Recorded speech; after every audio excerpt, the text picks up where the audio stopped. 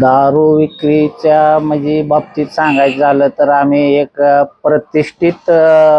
नागरिक म्हणून आम्ही एका कार्यक्रमात होतो.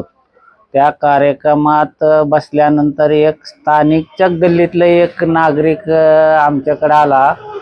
आणि त्यानं रात्री शिवजयंतीच्या कार्यक्रमाच्या अगोदर जी झालेला प्रकार आहे तिथं ते प्रकार आम्हाला कथन केला आणि कथन केल्यानंतर त्यानं एवढं सांगितलं की बुवा आम्हाला हा दारूचा रोजचा त्रास आहे, तर ही दारूचं कुठंतरी बंद व्हावं म्हणून त्याने एक आमच्याकडे एक प्रतिष्ठित म्हणून आम्हाला एक विनंती केली. त्याच्यानंतर आम्ही म्हणजे प्रतिष्ठित नागरिक बसलेलो होतो तिथं. त्यानंतर आम्ही सर्वांनी मिळून चला काय प्रकार आहे म्हणून ते आम्ही पाहण्यासाठी तिथं गेलो असता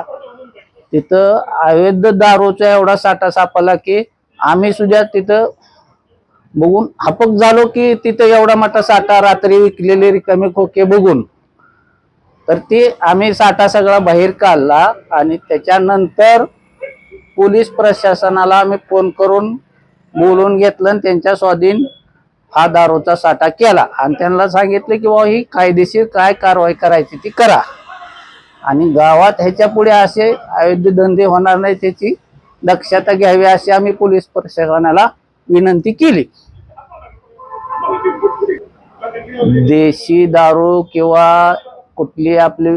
बाकीच्या कुठल्या दारूला इथं मुरुड परिसरात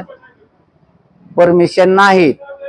पण त्याच्या परमिशनच्या प्रमाणात दारूचं प्रमाण बघितलं तर अवैध दारू एवढी विक्री आहे की त्याचं प्रमाण करू शकत नव्हतं इतकं दारूचं प्रमाण आहे.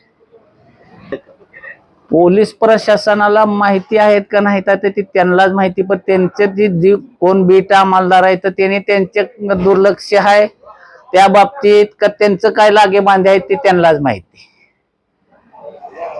आम्ही ग्रामस्थ म्हणून एक पोलीस प्रशासनाला अशी विनंती केलेली आहे किंवा ह्याचा काय आहे ते एक 4-8 दिवसात ह्याचा बंदोबस्त करावा, अन्यथा आम्हाला दुसरा मार्ग अवलंबावा लागेल ह्या गोष्टी.